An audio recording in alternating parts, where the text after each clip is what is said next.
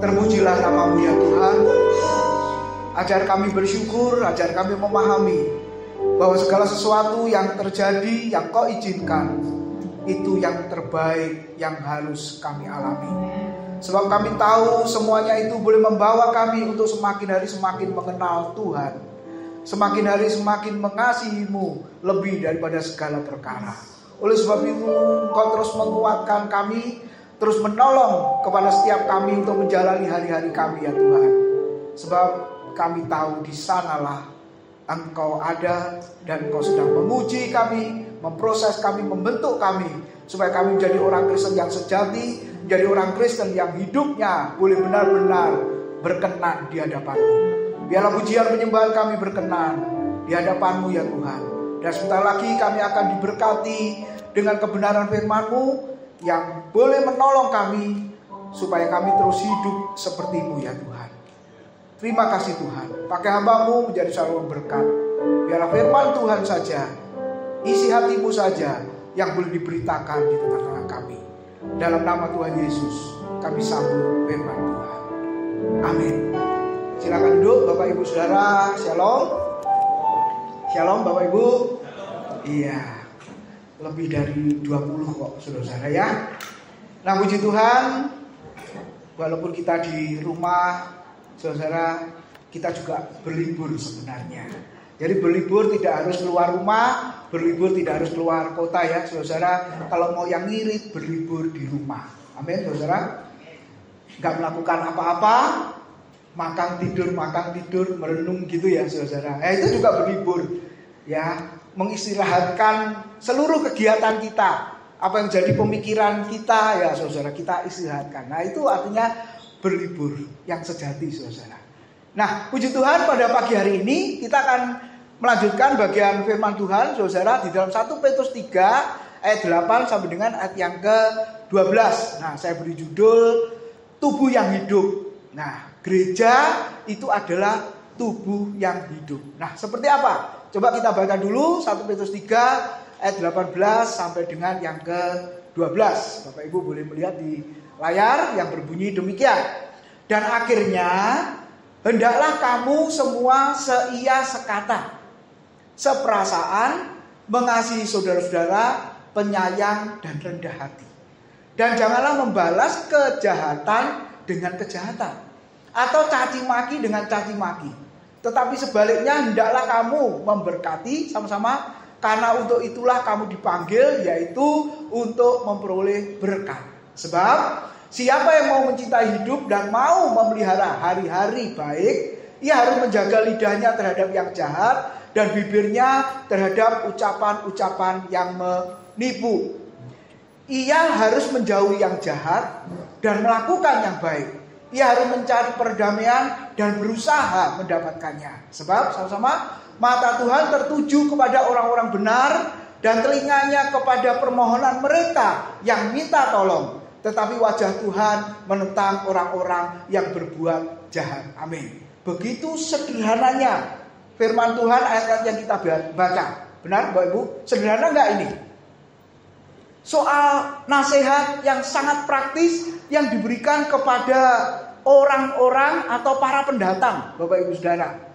Kalau ini sudah dipahami, Bapak Ibu sudah jelas nih dari ayat-ayat ini, Saudara. Coba menjauhi yang jahat, lakukan yang baik, mencari perdamaian. Terus apa lagi? Kalau mundur tadi saudara, kamu harus seia sekata, seperasaan, satu tujuan, saling mengampuni, saling berbagi berkat. Sederhana Bapak Ibu? Mudah ya? Amin, mudah? Sederhana? Loh, saya tanya loh saudara. Mudah, sederhana? Simple? Amin, pulang. Loh iya kan mudah, sederhana saudara-saudara. Ini nasihat sangat praktis. Kalau selama ini mungkin kita mendengar khotbah yang ngajak mikir. Betul. Berat. Prapaskah kemarin yang ikut terus hari pertama sampai ke 4? Ayo, angkat tangan. Wah, salib dan pembenaran. Salib dan pengudusan. Salib dan pengorbanan. Salib dan pengampunan. Ada beberapa yang berkata berat gitu ya, ngejak mikir kayak mahasiswa di STT, betul ya saudara? Karena memang kalau bicara salib ya memang bicara yang menurut kita kadang berat, Bapak Ibu. Tapi belum tentu menurut yang lain berat kan? Kita bisa menerima. Belum tentu saudara yang lain bisa menerima. Kita menolak atau kita sulit menerima. Yang lain dikatakan bisa menerima enggak? Atau sama dengan kita semua? Saya pikir kok enggak, saudara. Ya, beberapa waktu, ya kemarin lebih tepatnya ya, saudara. Semua dosen itu dievaluasi. Ya toh, masih setengah semester itu sudah dievaluasi, saudara. Dosennya nggak boleh ikut di dalam meeting via Zoom itu. Yang boleh ikut adalah perwakilan dari mahasiswa yang diajarnya di dalam kelas itu. Dua mahasiswa, saudara, itu dipanggil, diundang untuk ikut Zoom. Lalu dosen koordinatornya itu, saudara, mau minta masukan, usulan, atau evaluasi dari dosennya selama 9 kali pertemuan ini. Coba lihat, saudara. Yang satu ngomong, oh kurang begini. Yang satu ngomong begini. Yang satu lagi, oh sudah cukup. Yang ini sudah ini, bisa dikembangkan lagi dan lain sebagainya. Jadi saudara, kalau jumlahnya lebih dari 10, 20, pemikirannya 20 enggak, saudara? Yang satu bisa menerima, yang satu sulit menerima. Yang satu mau, saudara, dengan yang ini oh kesulitan dan lain sebagainya. Nah demikian juga, saudara, di dalam kehidupan bergereja, berjemaat, itu seperti apa? Analoginya firman Tuhan seperti keluarga. Lebih tepatnya juga seperti tubuh. Nah malah pagi ini kita akan merenungkan. Walaupun kelihatannya praktis, sederhana, simple, ternyata Bapak Ibu tidak semua itu sepakat. Tadi firman Tuhan mengatakan apa? Hendaklah kamu seia sekata, seperasaan. Ayo, kalau mau jujur saudara, seia sekata dengan khotbah, salib dan pembenaran. Seia sekata, setuju? Bisa terima? Enggak juga, saudara. Nah, sulit toh, Bapak Ibu? Ya, sulit, saudara. Yang satu bisa terima, yang lain belum tentu bisa terima. Nah, sekarang bayangkan, kalau anak ada 10 orang. Saya masih ingat, saya juga keluarga besar, 5 bersaudara. Ketika masih kecil-kecil, saya masih ingat, saudara. Katakanlah ada yang anaknya lebih dari 5 ya. Bu Putu keluarga besarnya, anaknya berapa ya? Keluarganya Bu Putu, banyak kan? Katakanlah waktu masih kecil-kecil, saudara. Yang satu minta makan sate, yang satu indomie, yang satu ceplok telur, yang satu capcay, yang satu apa, saudara? Babi kecap, yang satu bebek goreng, yang satu ayam goreng, yang satu ayam geprek, yang satu belut, pecel belut. Ya, coba sebagai orang tua gimana? Bu Sriono? Sebagai orang tua gimana? Nah, lihat. Kalau nuruti satu persatu, kapan selesai masak itu? Betul, saudara? Akhirnya kesimpulannya apa? Tak pada no. Ayam goreng semua. Mau nggak mau, suka nggak suka, makan ayam goreng. Betul, saudara?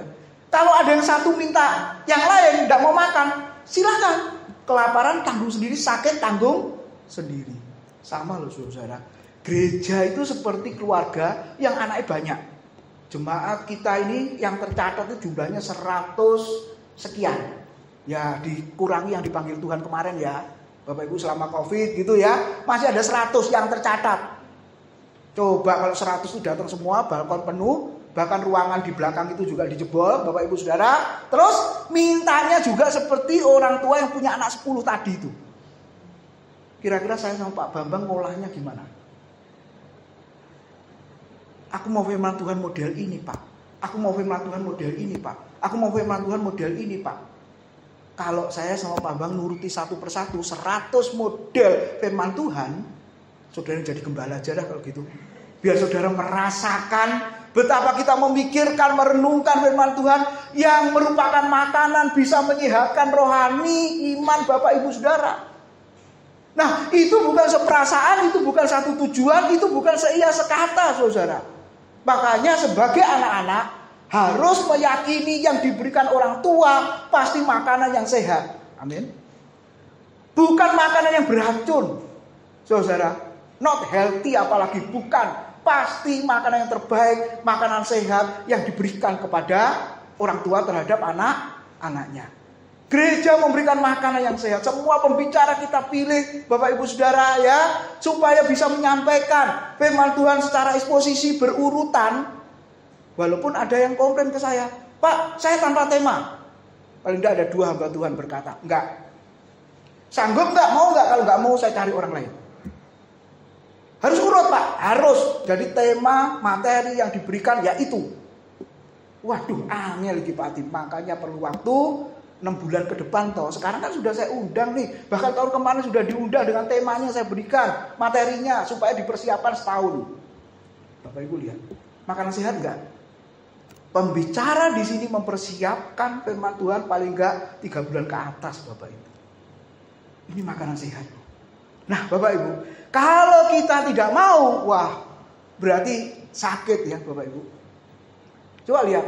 Ada tubuh yang hidup, anggota tubuh yang hidup, ada anggota tubuh yang mati. Seperti apa? Siapa yang pakai gigi palsu? Ya jangan angkat tangan lah Pak. Ya wes. Bapak Ibu Saudara, gigi palsu dipasang supaya apa? Indah toh? Betul? Cakep toh saudara-saudara? Ya kalau yang di dalam untuk mengunyah Pak, betul saudara. Tapi yang di luar kan otomatis loh Bapak Ibu. Supaya apa? Kelihatan indah Pak. Dilihat bagus Pak. Kalau wajahnya udah cakep. Coba maaf kalau giginya ompong kira-kira gimana? Kurang keindahannya. Bapak Ibu. Tapi itu gigi palsu. Tapi emang indah. Yang kedua. Apa ini? Tangan palsu, kaki palsu. Betul? Kalau tangannya hanya satu karena memang cacat ya atau kecelakaan atau apa, terus kalau pakai baju ada nggak spesialis baju yang lengannya hanya satu? Ada? Nggak ada kan saudara? Nah supaya kelihatan bagus gimana? Pasang tangan palsu, kaki juga sama, daripada hanya kaki satu pakai tongkat kelihatan jelek, saudara ya sudah pakai kaki palsu, betul? Akhirnya jadi apa? Indah. Apalagi baju lengan panjang, celana panjang nggak ketahuan kalau tangan dan kakinya palsu, saudara. Lalu apa lagi, Bapak Ibu? Ayo, siapa yang pakai ini? Apa ini? Rambut palsu.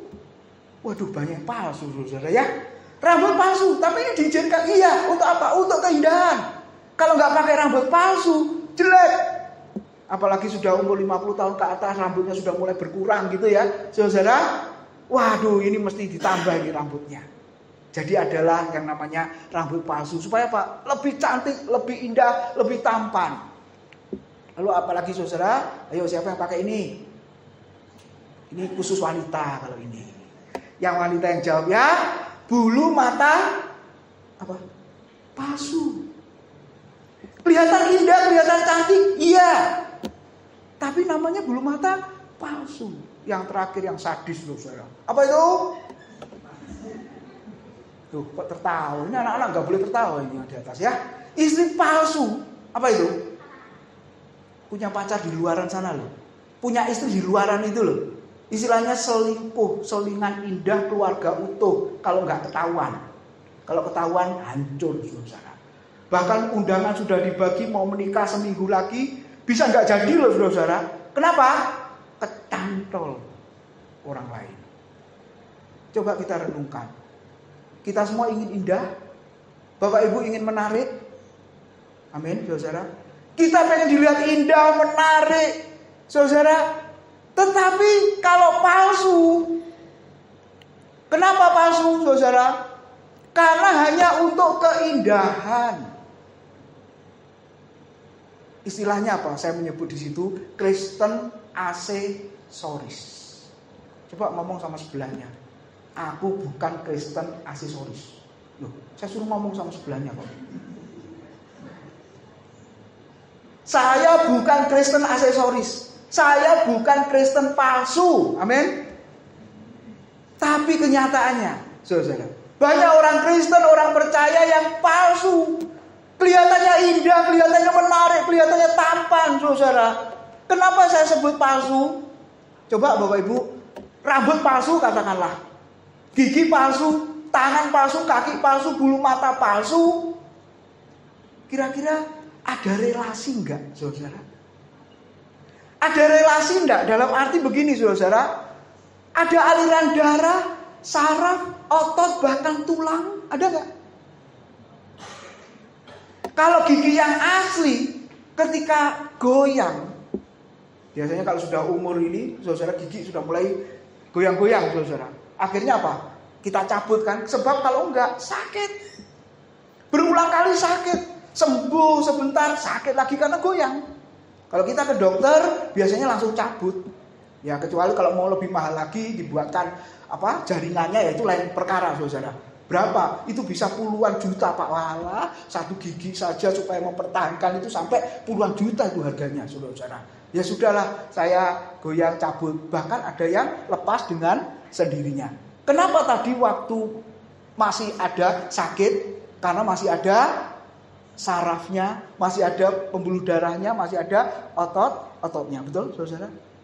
Nah, artinya apa, saudara? Orang Kristen yang hanya jadi indah, kelihatan bagus, kelihatan menarik, tetapi kalau tidak ada aliran di dalamnya, tidak ada relasi di dalamnya, Bapak Ibu, itu hanya aksesoris. Rambut palsu mati. Gigi palsu tadi mati. Tangan palsu dan kaki palsu tadi mati enggak, saudara? Bulu mata tadi walaupun indah menarik, mati enggak? Buktinya tercabut, enggak masalah, enggak sakit, saudara. Gigi palsu juga dilepas pun enggak apa-apa. Kenapa? Karena tidak ada aliran darah, saraf, otot dan lain sebagainya. Demikian juga Bapak Ibu Saudara, orang Kristen kalau tidak tinggal di dalam Yesus dan firman-Nya, tidak punya relasi, tidak ada kehidupan di sana, berarti Kristen itu adalah palsu atau mati. Bagaikan gigi palsu, rambut palsu, bulu mata palsu, tangan dan kaki palsu. Bapak Ibu Saudara, kenapa? Karena tidak ada relasi. Nah, seperti apakah yang palsu yang lalu sudah saya sampaikan? Mungkin ada yang gak hadir, boleh diingat kembali. Renungkan, saudara, sama-sama. Anda mungkin telah diserahkan di gereja waktu penyerahan anak. Kurang ya? Betul ya? Nah, saya masih ingat anak Yewima diserahkan dulu ya. Terus, gede sedikit, dibaptis di gereja GBI Graha. Lalu dibesarkan di GBI Graha. Apalagi saudara? Melayani di gereja kita. Terus apa lagi? Nanti menikah di gereja kita. Mati pun juga di gereja. Karena dilayani oleh gereja kita. Dikuburkan, dilayani sampai ke pemakaman oleh gereja. Tetapi masih sama-sama berakhir di neraka. Kenapa? Karena Anda dan saya, kita semua hanya ada di dalam gereja dan bukan di dalam Kristus. Lihat, semua orang masuk gereja tapi ujungnya binasa. Semua orang masuk gereja tapi ujungnya binasa. Kenapa? Itu Kristen aksesoris. Pelayanan kita pun aksesoris. Karena saya dan saudara tidak punya relasi tinggal di dalam Yesus dan firman-Nya yang adalah sumber kehidupan itu. Kita mati, kita binasa. Nah sekarang pertanyaannya, kita mau jadi Kristen asli atau Kristen palsu? Saudara, Kristen yang hanya tampak indah, pelayanan kita yang hanya tampak indah, Bapak Ibu, tapi kita nggak punya relasi sama sekali. Itu bagaikan tangan palsu, kaki palsu, gigi palsu, rambut palsu, bulu mata palsu tadi. Kemudian apa yang kita lihat berikutnya? Tanda anggota tubuh itu hidup, yaitu apa saudara? Mengalami pertumbuhan, mengalami perkembangan. Ya, lihat tuh dari bayi. Nah, anaknya Yewima itu kan waktu awal-awal dibawa itu nggak bisa apa-apa tuh. Saudara kasih guyonan, dia senyum nggak? Saudara yang senyum, dia nggak senyum kan? Saya masih ingat 1 bulan dibawa waktu itu, kecil sekali. Berarti waktu lahir dulu lebih kecil ya, Yewima ya? Pasti lebih kecil. Saudara lihat, kalau segitu, saudara godain gitu, lucu? Ya saudara yang lucu. Iya kan? Nah, tadi datang, saudara saya ginikan, matanya kedip-kedip saudara. Saya tertawa, dia agak senyum. Ya, karena di masker agak takut. Saya lepas masker saya gini-ginikan. Berarti ada pertumbuhan, ada perkembangan. Habis ini lari-lari, naik-naik meja, naik-naik kursi saudara. Kalau sudah umur berapa itu? setahun 2 tahun.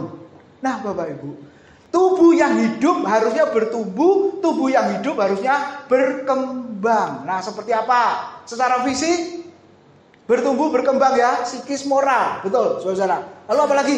Indranya berfungsi, merasakan enak ya, mencium dan lain sebagainya. Apalagi saudara? Bergerak, betul ya. Namanya hidup itu kan bergerak, saudara. Beraktivitas, banyak aktivitasnya ya, dan lain-lain masih banyak sekali. Jadi gereja yang hidup, yang adalah tubuh Kristus, harusnya bergerak, harusnya berkembang, harusnya berfungsi, harusnya punya kegiatan, aktivitas, pelayanan, dan lain sebagainya.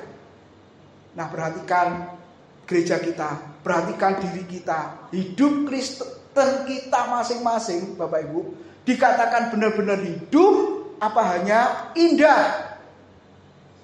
Hidup apa benar-benar hanya menarik? Orang lain melihat kita, orang lain melihat saudara, melihat gereja kita, itu apa hanya indah, menarik gerejamu. Pujianmu menarik, musikmu menarik. Apalagi saudara? Pelayananmu menarik, ada warung jujur, ada diakonia. Waduh, semua menarik.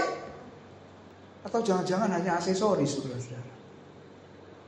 Hanya aksesoris yang kelihatan menarik tetapi mati. Kenapa? Karena tidak ada relasi, tidak ada aliran sumber kehidupan itu dalam hidup kita. Makanya lihat, gereja yang mati, anggota tubuh yang mati seperti apa, yang hidup seperti apa. Nah pagi ini kita melihat di dalam 1 Petrus pasal yang ketiga, ayat-ayat yang kita baca, sebenarnya Petrus memberi nasihat kepada orang Kristen, orang percaya yang tersebar sebagai pendatang. Engkau harus hidup. Bukan hanya menarik, bukan hanya indah, bukan hanya tampan, tapi hidup. Nah itu loh saudara-saudara. Nah sekarang tandanya hidup itu apa? Nah coba yang pertama, sederhana sebenarnya. Ayat 8 dan yang ke-9 dikatakan 1 Petrus 3, 8 dan 9. Dan akhirnya, nah ini merupakan kesimpulan ya saudara, hendaklah kamu para pendatang, jemaat semua, seia sekata, seperasaan, mengasihi saudara-saudara, penyayang dan rendah hati. Dan janganlah membalas kejahatan dengan kejahatan atau caci maki dengan caci maki, tetapi sebaliknya hendaklah kamu memberkati, karena untuk itulah kamu dipanggil, yaitu untuk memperoleh berkat. Coba lihat saudara, sederhana ya. Jadi tanda tubuh yang hidup, gereja yang hidup adalah dikatakan apa tadi? Seia sekata. Matius 3, 5 ayat 37. Kalau engkau mengatakan ya, ya, kalau tidak ya, tidak. Itu ya saudara. Terus apa lagi Bapak Ibu Saudara? Seperasaan. Wah, simpati, empati. Di dalam surat Roma, Paulus memberikan nasihat yang sangat praktis lagi saudara. Menangislah dengan orang yang menangis, bersedihlah dengan orang yang bersedih. Ya, jangan dibalik. Makanya lagu apa tuh? Walau sana sini situ susah, semua orang susah, tetapi aku kan tetap tertawa. Wong gendeng iki jenenge saudara. Wong semua susah kok dia tertawa. Lagu ini melawan Alkitab loh. Ya, lagu ini mementingkan diri sendiri. Lagu ini benar-benar mau enaknya sendiri, Bapak Ibu, tapi tidak peduli kepada orang lain. Makanya lagu itu nggak pernah dinyanyikan lagi sekarang. Saya pernah singgung lagu itu, Bapak Ibu. Setelah itu gembalanya info saya, Pak Tim maaf, nggak diundang lagi. Kenapa nggak diundang lagi? Gara-gara Pak Tim mengkritisi lagu itu, WL-nya tersinggung. Ya gak urusan saya. Ya toh, wong lagu itu nggak bener kok. Nah Bapak Ibu lihat, hidup dalam kesatuan itu tanda gereja yang hidup, tubuh Kristus yang hidup. Bahkan Roma 12 ayat 5 mengatakan apa? Analogi yang sangat bagus ya saudara. Kita semua ini banyak anggota. Tidak ada anggota yang tidak penting. Walaupun mengatakan aku bagian yang sangat kecil, yang seolah-olah gak dilihat oleh mata orang, tapi itu penting Bapak Ibu Saudara. Ayo yang umur 50 tahun ke atas yang jarinya gak bisa ditekuk, beli ke normal? Normal ya? Nah, kok sama Pak? Jari tengah yang gak bisa ditekuk. Sudah suntik 3 kali. Pak Ambang yang mana lagi? Masih aman? Siapa yang aman? Oh, masih aman. Saudara, ada yang sudah nggak aman ini. Bangun tidur, lah ini. Makanya istri saya ngajak foto, ayo foto tangannya begini. Gak iso, ini loh gak iso. Mau bentuk hati-hatian itu loh. Malah kayak wong enom ae gitu ya. Aduh, bentuk hati. Gak iso nekoin loh sampai sekarang. Terakhir suntik sama dokter Carlos. Ya sih saya ngomong. Gak bisa, saudara. Nah, lihat Bapak Ibu. Yang satu sakit, yang lain juga ikut merasakan sakit. Itu arti seperasaan. Satu tujuan. Nah, di Filipi juga mengatakan begitu ya. Sampai contohnya lihatlah Kristus itu. Kita harus punya perasaan dan pikiran seperti Kristus. Nah, Bapak Ibu, gereja yang hidup benar-benar apa itu? Tujuannya, fokusnya itu Kristus, Bapak Ibu. Ya, lalu apa lagi, Bapak Ibu? Mengasihi. Nah, gitu ya. Terus penyayang, penuh dengan belas kasihan. Terus dikatakan tadi apa, Saudara? Mengampuni, tidak membalas kejahatan dengan kejahatan. Ketika mengajar agama-agama yang non-Kristen itu ada istilah membalas. Lalu saya bilang, berarti agamamu mengajarkan balas dendam ya? Ya, ada orang yang menafsirkan balas dendam, Pak. Boleh? Boleh, Pak. Kenapa kok boleh? Iya, karena kalau saya disakiti, contohnya sederhana dia bilang, aku boleh membalas. Oh, boleh membalas begitu. Harus, Pak. Karena kita disakiti, kita dibuat menderita, kita balas. Saudara. Yang non-Kristen 1, 2, 3. Oh, begitu ya? Begitu. Lalu ketika bicara Kristen Alkitab, mahasiswa yang dari Kristen berkata, oh, kalau Alkitab tidak mengajarkan itu. Tadi dikatakan apa, saudara? Dan janganlah membalas kejahatan dengan kejahatan, atau caci maki dengan caci maki, tetapi sebaliknya hendaklah kamu memberkati, karena untuk itulah kamu dipanggil, yaitu untuk memperoleh berkat. Jadi kalau menurut Kristen, ajaran Yesus yang kami imani, yang kami percayai, ketika kita dibuat menderita atau disakiti, kita tidak boleh membalas menyakiti. Kaget Bapak Ibu. Ya, kekristenan ini uniknya di sana, berbedanya di sana. Bahkan bukan membalas kejahatan dengan kejahatan, memang nggak boleh, tapi harus mendoakan juga. Dan isi doanya bukan mengutuki. Doa yang mengutuki seperti apa? Tuhan, biarlah pekerjaan orang itu bangkrut. Biarlah orang yang sakit itu enggak sembuh, tambah parah. Terus berkatnya seret, buat Tuhan enggak punya apa-apa, menderita. Itu artinya doa mengutuki.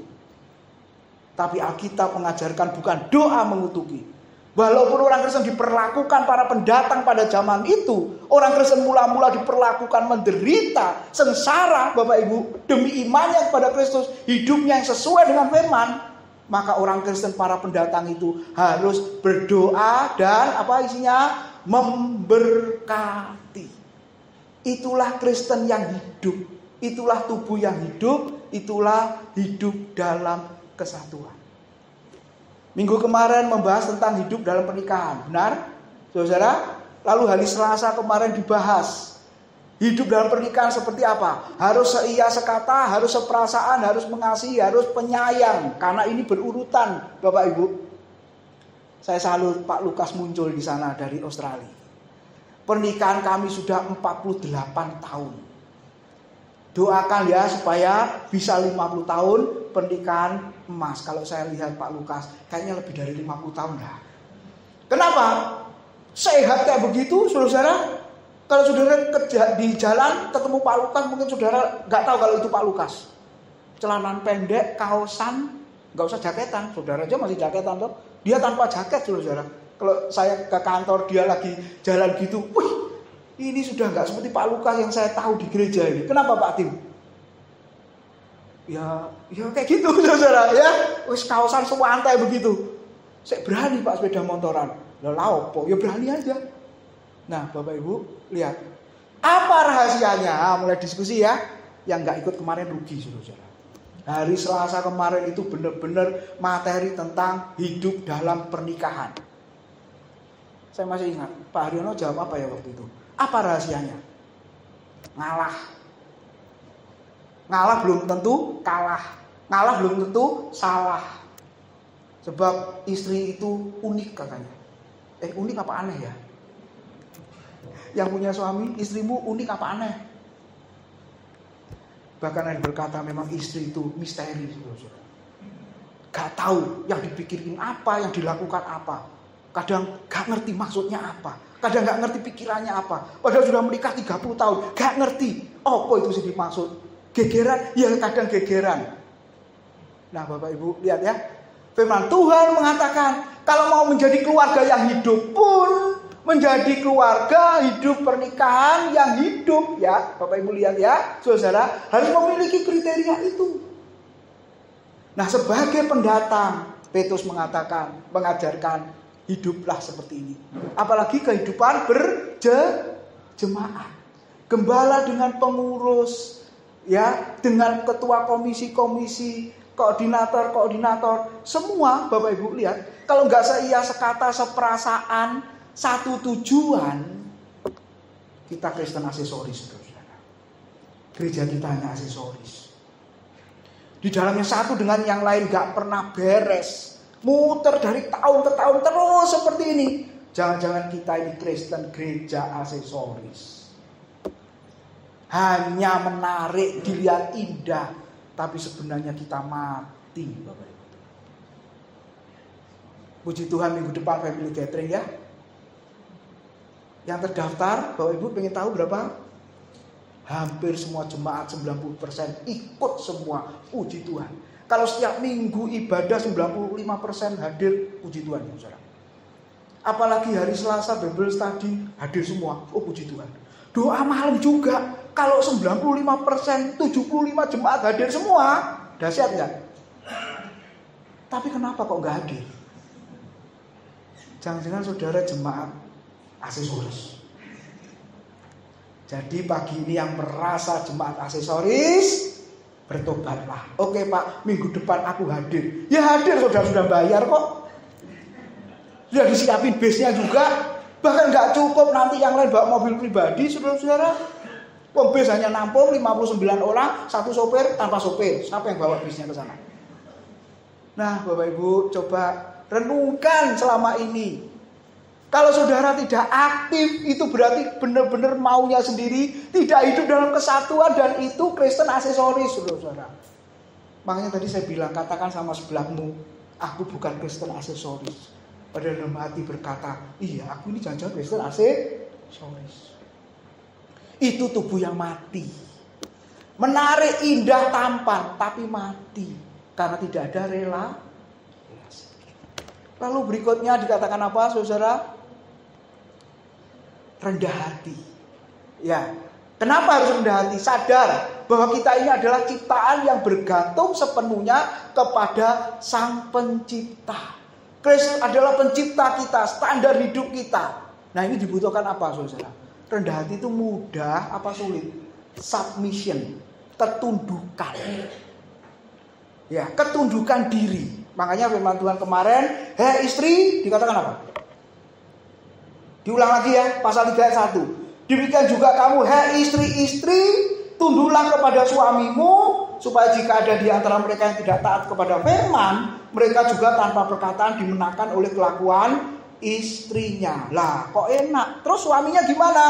Ayat yang ke-7, demikian juga, hei suami-suami, hiduplah bijaksana dengan istrimu sebagai kaum yang lebih lemah. Hormatilah mereka sebagai teman pewaris dari kasih karunia, yaitu kehidupan, supaya doamu jangan terhalang. Kalau istri harus tunduk kepada suaminya, kalau suami harus apa, saudara? Menghormati atau hidup bijaksana dengan istrinya. Kenapa?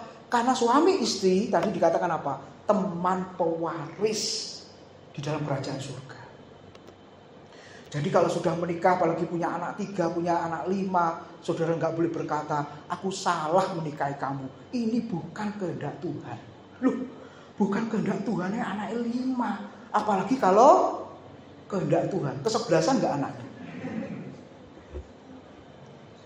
Gak boleh, saudara-saudara. Kenapa? Karena yang ada di sampingmu, yang ada di sisimu itu adalah teman sewaris. Bapak Ibu, pernikahan dijadikan contoh. Ya, gereja juga dijadikan contoh. Anggota tubuh yang lain juga dijadikan contoh. Coba, kalau satu dengan yang lain gak ada yang mengalah, dengan kata lain tidak punya sikap kerendahan, merendahkan hati, ketundukan atau submission itu tadi, Bapak Ibu, hancur rusak. Betul, saudara? Ingat ya, satu menangnya sendiri dalam keluarga, suami istri gegeran tiap hari enggak kira-kira? Pasti, saudara. Dalam kehidupan jemaat juga sama kan? Satu enggak sepakat ini, begini-begini, aduh enggak selesai-selesai. Sampai Yesus datang pun enggak akan selesai, saudara. Makanya hari ini firman Tuhan mengajarkan, walaupun ini secara praktis, tapi kenyataannya apa? Kita sangat sulit untuk rendah hati, untuk tunduk sama otoritas pemimpin itu sangat sulit. Kita maunya sendiri. Dan kalau kita maunya sendiri, firman Tuhan mengatakan ingat, kita semua adalah ciptaan.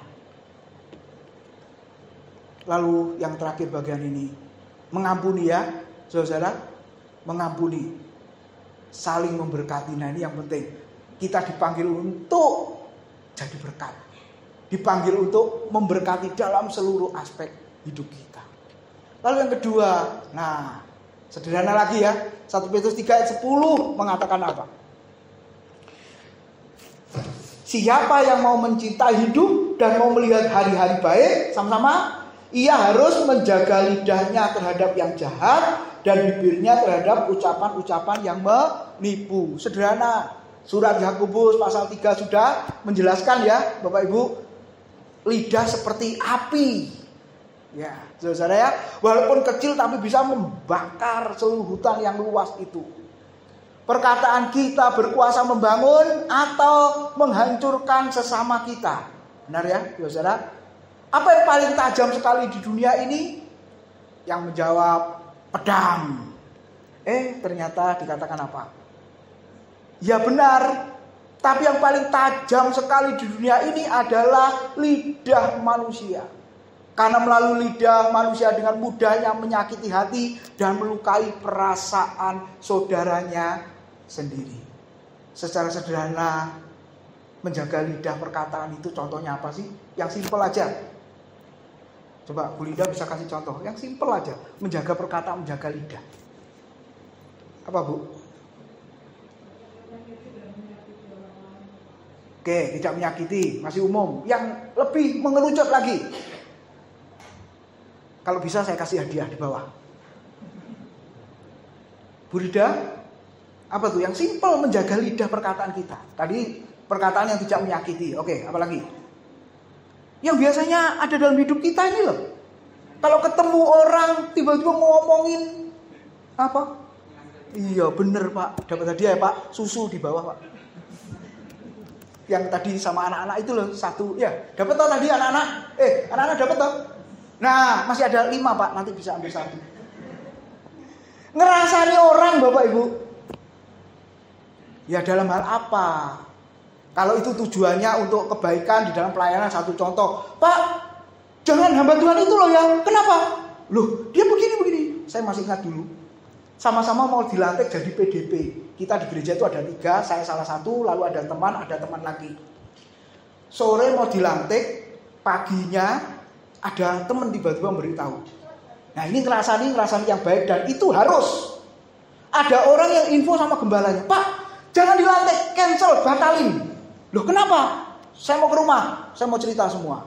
Ternyata Bapak Ibu, laki-laki rekan yang mau dilantik PDP sorenya, kalau tidak diinfo sama teman tadi Bapak Ibu, tetap dilantik. Ternyata dia cacat. Bukan secara fisik, menurut 1 Timotius 3, tidak layak.